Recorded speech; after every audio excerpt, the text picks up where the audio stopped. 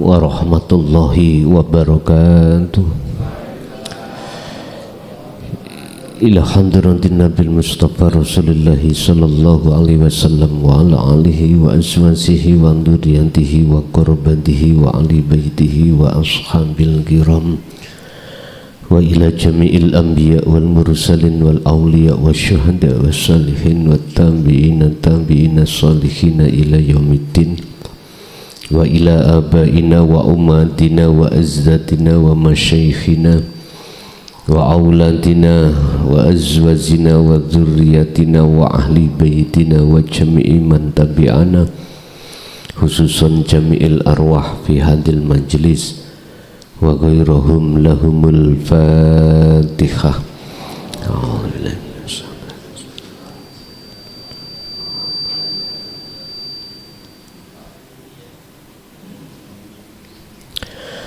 Bismillah, alhamdulillah, la khawla wa la quwwata illa billahil aliyyil azim.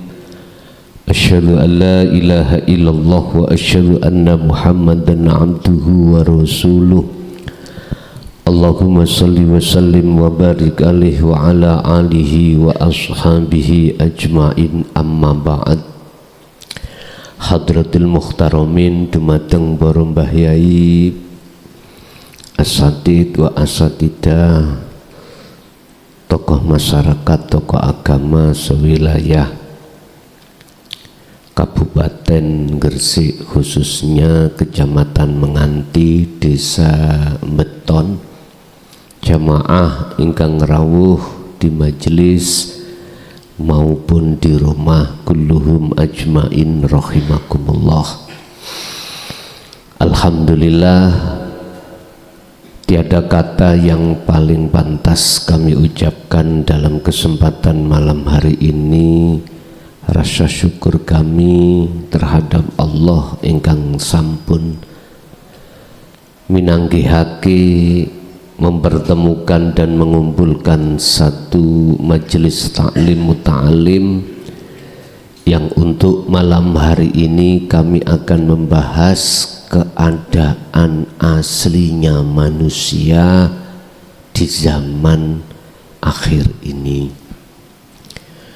keadaan ruhaniyah manusia di zaman akhir ini, bukan keadaan jasmani tapi keadaan rohani.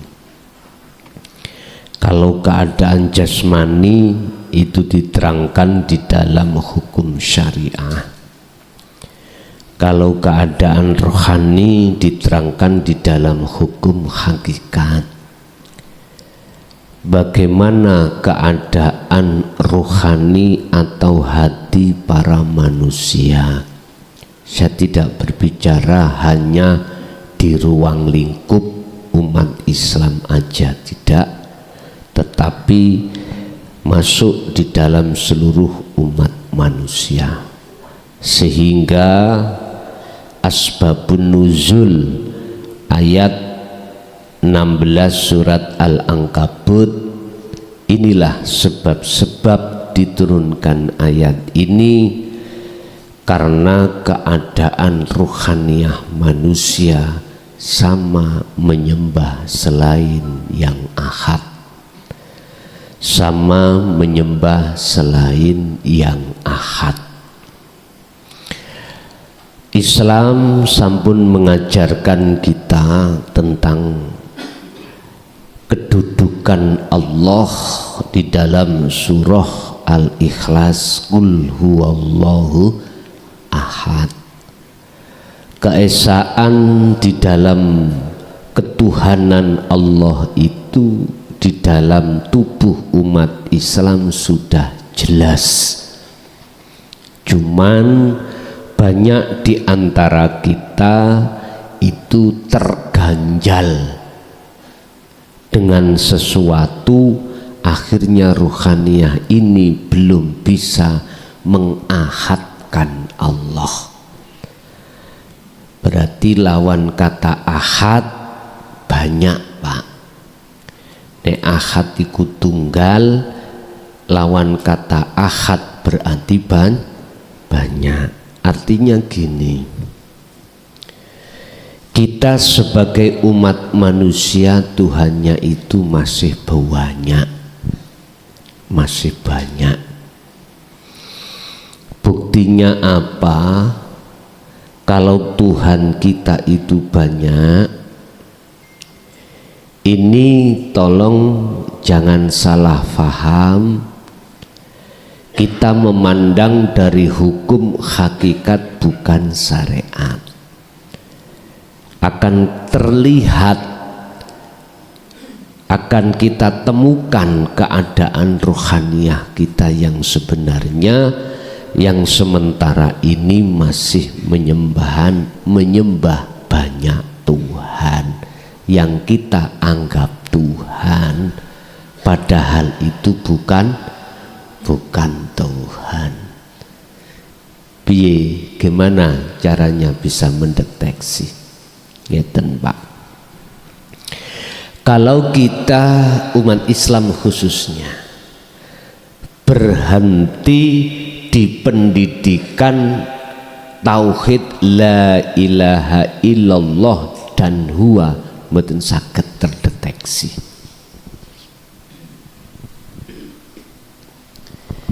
Islam, agama Islam mengajarkan kita tentang beberapa tahapan tauhid.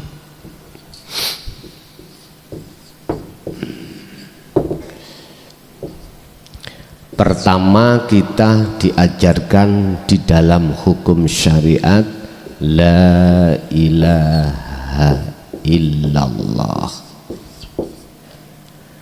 Dua, kita diajarkan di thariqah la ilaha illallah. Tiga, kita diajarkan di dalam hukum hakikat la ilaha illa anta. Di dalam Islam kita diajarkan tauhid yang keempat adalah la ilaha illa ana. Saya ulangi sekali lagi, sealimo dur kaya apa ilmu terhadap diri kita, kalau kita mengetahui belajar hanya di tauhid illallah dan huwa, tidak bisa mendeteksi kesalahan kita pada Allah. Mboten saged Pak. Padahal di dalam hati kita, ruhaniyah kita penuh penyakit, nggak bisa. Karena apa? Karena di dalam zona itu nafsu niku luweh alim Pak, luweh alim katimbang alimi jenengan kalih kula. Ibadah ngoten lebih sregep daripada sregepe awak dhewe. Malah nafsu itu mendorong supaya jenengan sregep jasmani ini beribadah, tapi nafsu melarang rohaniyah ini untuk menghadap terhadap ahad. Mboten saged, mboten angsal.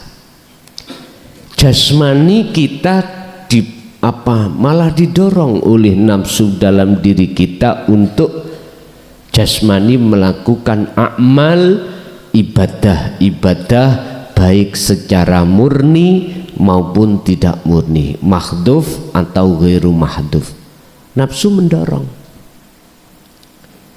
Tapi nafsu itu melarang terhadap hati atau ruhaniyah kita menghadap yang sebenarnya Allah ahad itu, yang bagaimana nggak boleh. Innan nafsa la amaratum bisu, sudah jelas. Nafsu mengarahkan terhadap hati kita untuk berbuat jahat pada Allah dengan bentuk jenengan iki dipaksa untuk ngaku. Sapa sing salat? Aku. Ning ati perasaan rumangsa kesadaran hati kalau kita yang melakukan segala hal apapun itu memang hembusan nafsu memaksa kita untuk ngaku dalam hal segala apapun, Pak.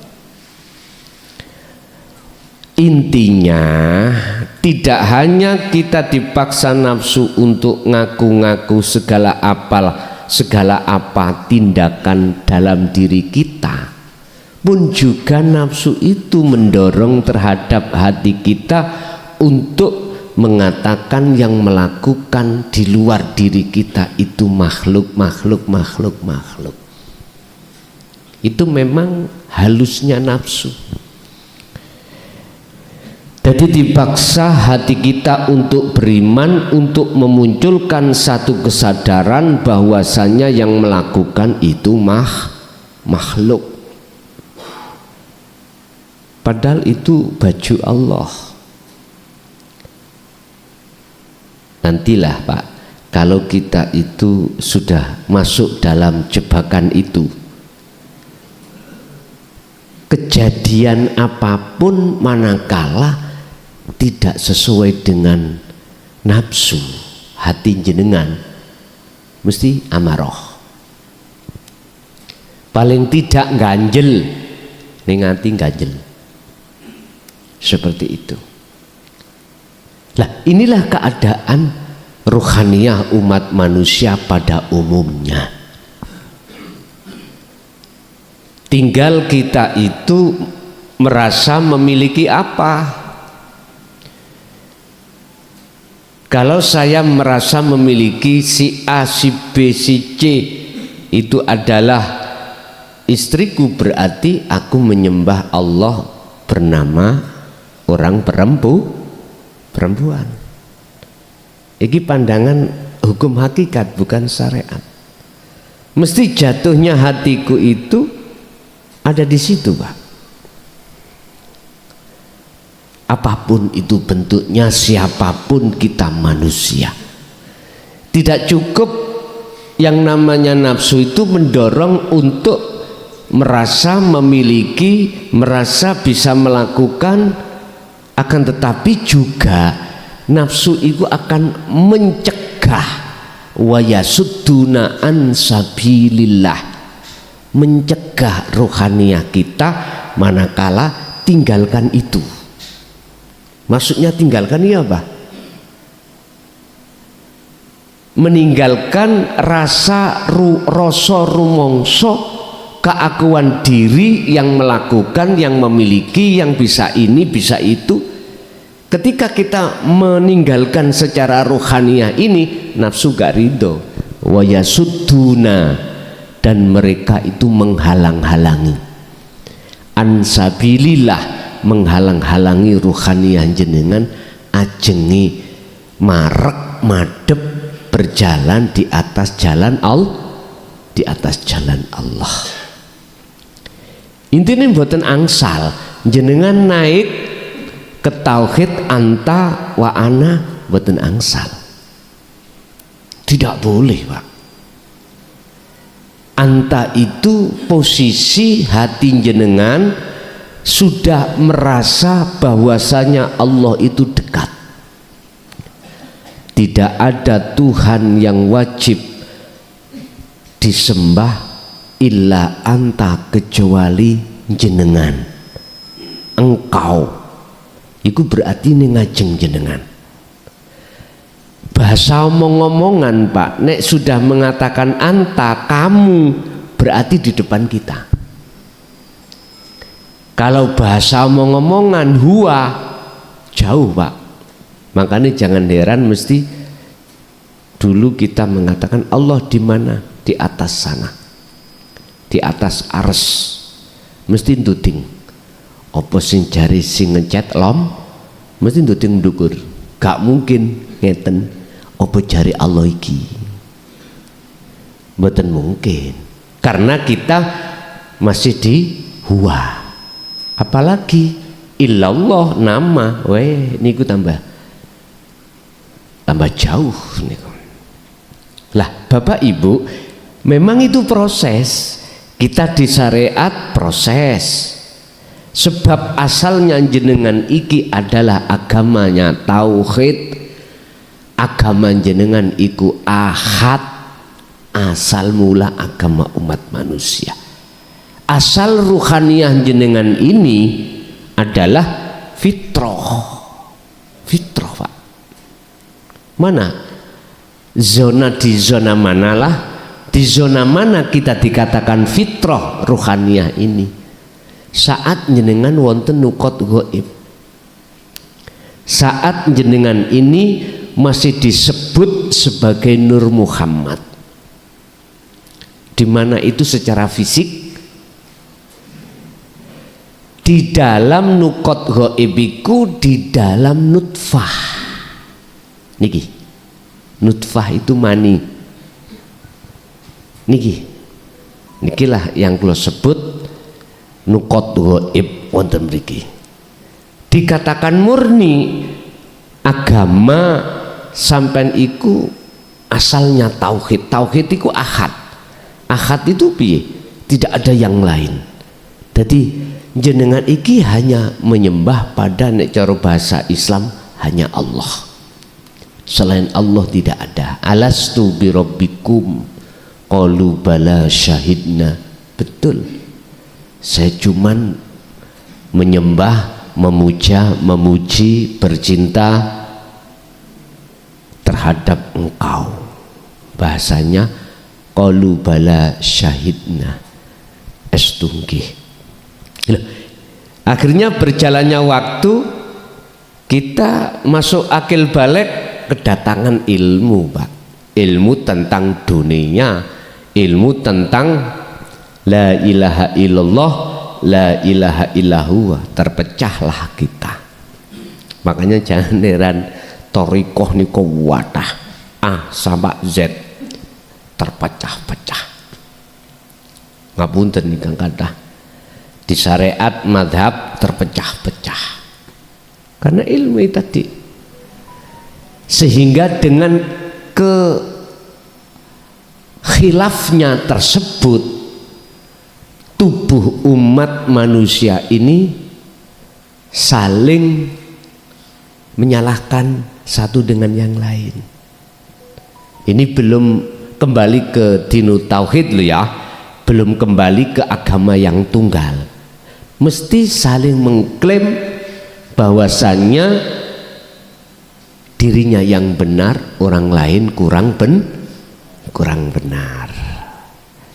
Sekarang saya tidak bicara tentang agama, saya bicara tentang madhab atau bendera kita. Bendera A mesti mengatakan B, C, D sampai Z kurang benar kalau tidak A. Sing B ya juga begitu, berkata selain B kurang benar. Begitulah Pak. Oleh kedatangan ilmu pengetahuan tentang masalah urusan-urusan selain ahad, maka terpecahlah umat ini, baik dalam akidah ataupun keimanan terpecah. Dan ini proses, memang proses innalillahi. Lah sekarang sebelum datangnya waktu yang telah dijanjikan oleh Allah terhadap kita, lekaslah wa anibu ila rabbikum, kembalilah terhadap ajaran agama yang esa. Lewat surat Al-Ankabut ayat 16 ini mencontohkan pada saat keadaan zaman Nabiullah Ibrahim alaihissalam, termasuk bapaknya beliau tukang gawe patung, tukang pahat. Bapak piyambak Namrud dan umat-umatnya atau kaumnya, masyarakatnya diperintahkan untuk menyembah berhala. Akhirnya keadaan yang seperti itu, Nabi Ibrahim diutus Allah untuk menyampaikan ayat ini nanti. Lah sekarang hakikate berhala itu bukan patung, batu bukan. Yang kukaji di sini al-asnam ay at-taghut, itu maksudnya perkara selain Allah kang sejati. Jadi yang kumaksud Allah ini nanti bukan isim, bukan nama, bukan sifat, bukan zat, tapi ana. Dalam Al-Quran Allah katakan tentang ana, itulah laisa kamislihi syai'un. Oleh karena umat manusia di zaman akhir ini ruhnya itu belum beragama tauhid, masih banyak ruhaniyah itu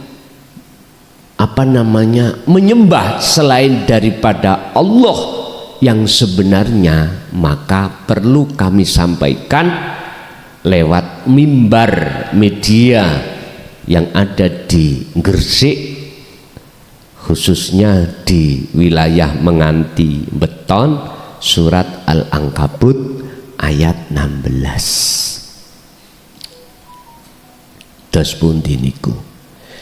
Wa Ibrahima, ngutus sapa Allah Ibrahima ing Nabi Ibrahim. Berarti niki sejarah terulang kembali. Mengki ono sing ngamuk-ngamuk lho Pak, tapi mboten kula salah nih. Ada yang tidak terima, tapi tidak saya salahkan. Mengapa?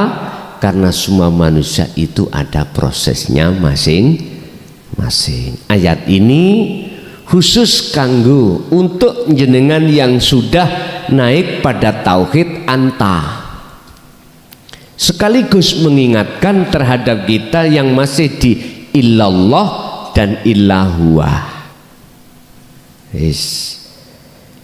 Sebab kalau boleh kula ngomong Pak, justru ketika jenengan sudah keantai lo, sholat jenengan itu tambah api. Yang tadinya jenengan itu masih belum bisa merasa kehadiran Allah di dalam diri jenengan, Allah masih jauh, itu loh nanti terasa dekat. Sholat sampean ikut tambah sae. Oleh sebab itu sing durung nyantol ojo kesusu muring. Ayo dingen-ngen alus-alus mawon. Mula mungkin nek gak paham tekok sing wonten Jawi, sing yang ada di rumah nanti bisa tanya lewat WA. Yang ada di majelis bisa langsung tanya.